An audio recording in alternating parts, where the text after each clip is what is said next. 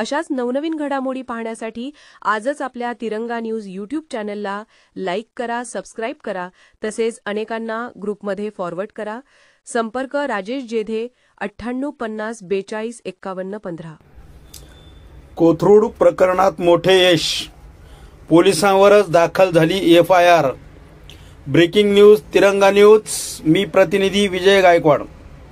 पुण्यातील चर्चेत असलेल्या कोथरूड प्रकरणात पोलिसांनी घेतलेली संशयास्पद भूमिका आणि पीडित मुलींना दिलेला त्रास अखेर उघड झाला आहे. या प्रकरणात पोलिसांवरच FIR दाखल करण्याचा निर्णय घेतला गेला असून हा निर्णय लोकशाहीच्या दृष्टीने ऐतिहासिक मानला जात आहे. वंचित बहुजन आघाडीच्या राज्य प्रवक्त्या आणि महाराष्ट्र राज्य महिला आयोगाच्या माजी सदस्या उत्कर्षा रुपवते यांनी या निर्णयाचं स्वागत केलं आहे. उत्कर्षा रुपवते म्हणाल्या, हा लोकशाहीचा आणि न्याय व्यवस्थेवरील विश्वासाचा विजय आहे. पोलीस प्रशासनाला आता वचक बसेल आणि पीडित महिलांना न्याय मिळेल. त्यांनी पुढे सांगितले की या घटनेमुळे समाजातील महिलांना न्यायासाठी लढण्याची नवी दिशा आणि प्रेरणा मिळेल. कोथरूड प्रकरणातील हा निर्णय म्हणजे केवळ एक केस नव्हे, तर न्यायासाठी लढणाऱ्या प्रत्येकाच्या आवाजाचा विजय आहे. तिरंगा न्यूज सत्य आणि समाजाच्या बाजूने.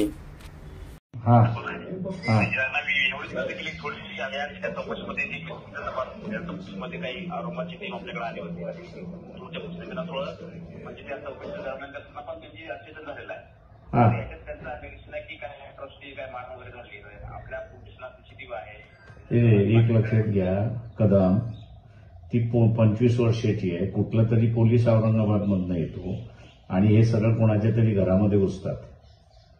कुठल्या कायद्याखाली घुसतात हे?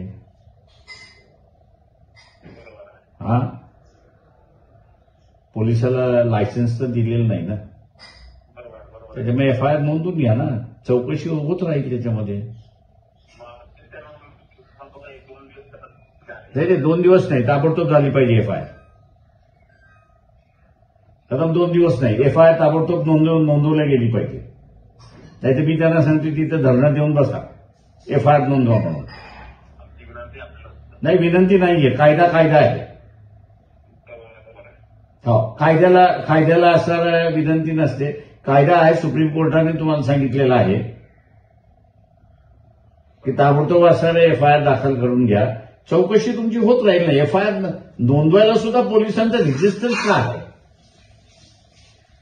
आम्ही चौकशी तर मागत नाही, किंवा तुमच्या चौकशीमधून निष्पक्ष होईल त्याच्यावरतीच तुम्ही असं कारवाई करणार आहात. FIR नोंदायला सांगा तिथे.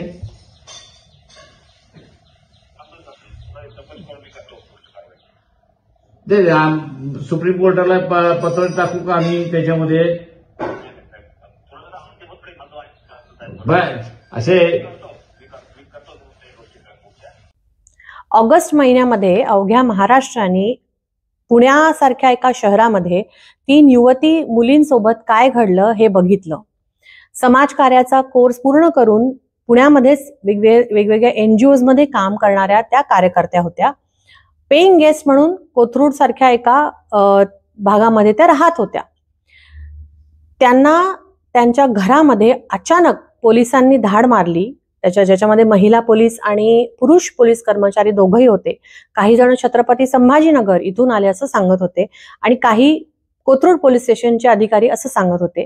त्यांनी त्या मुलींना नको ते प्रश्न विचारले, नको ते कमेंट्स पास केले, त्यांच्या सगळ्या पर्सनल गोष्टी अस्ताव्यस्त केल्या, त्यांच्या सगळ्या पर्सनल गोष्टी नको त्या पद्धतीने उघडून बघितल्या आणि त्यांना लज्जा उत्पन्न होईल अशा प्रकारची एक वागणूक त्या सगळ्यांनीच त्या मुलींना दिली.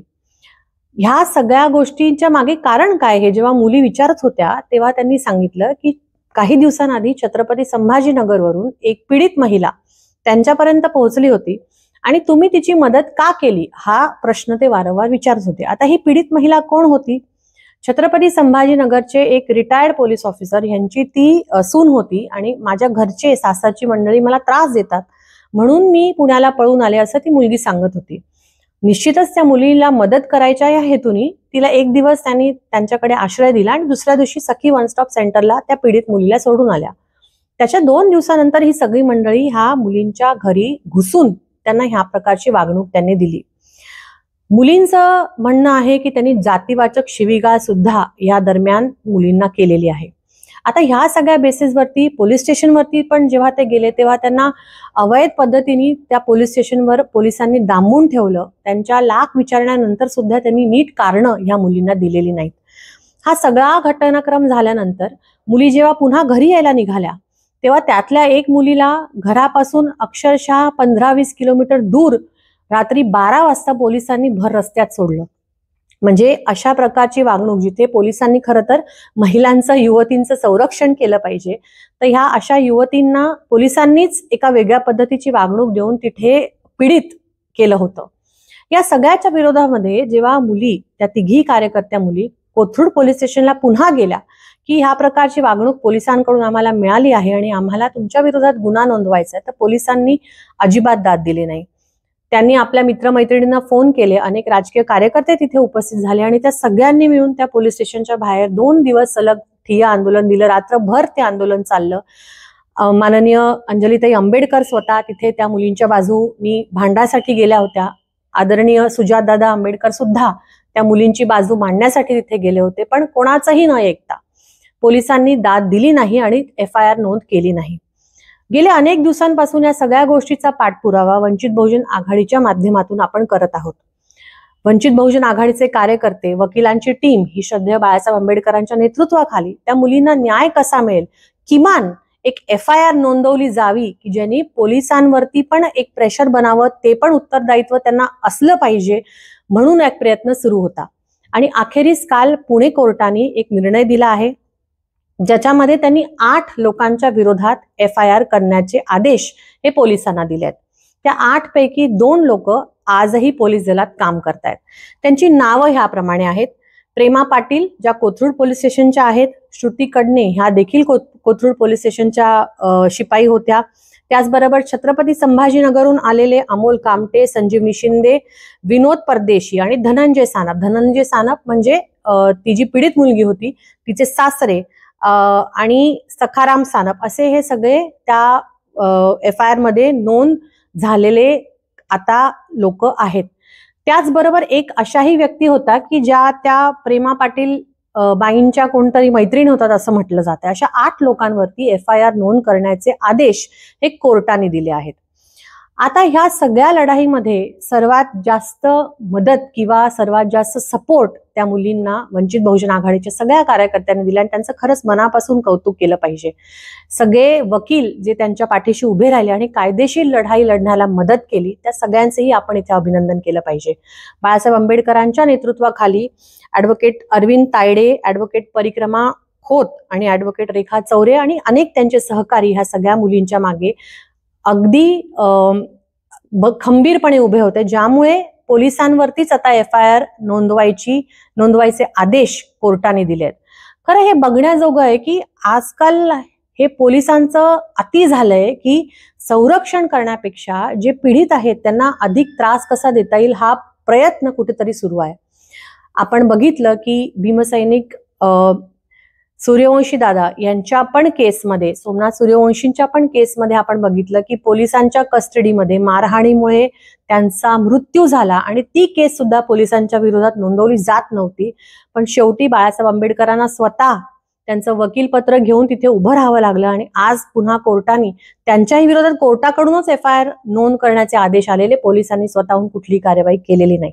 त्यामुळे एकूणच या सगळ्या घटनाक्रमामध्ये पोलीस प्रशासनाचा रवैया आणि त्यांना संरक्षण देणारं हे सरकार हे आपण उघड डोळ्यांनी बघत आहोत. असो, कोथरूडच्या केसमध्ये आता FIR नोंद करण्याचे आदेश हे कोर्टाने दिलेले आहेत. पुढच्या काही दिवसांमध्ये ते आदेश पाळले जातील अशी अपेक्षा करूया.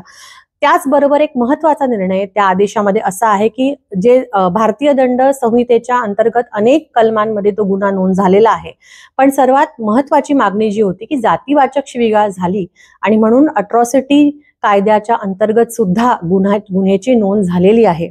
त्याचबरोबर ह्या सगळ्या केसचा जो एक पाठपुरावा किंवा इन्व्हेस्टिगेशन आहे ते सहाय्यक पोलीस आयुक्त लेवलच्या एका माणसाने करावं असे देखील कोर्टाने आदेश दिलेले आहेत.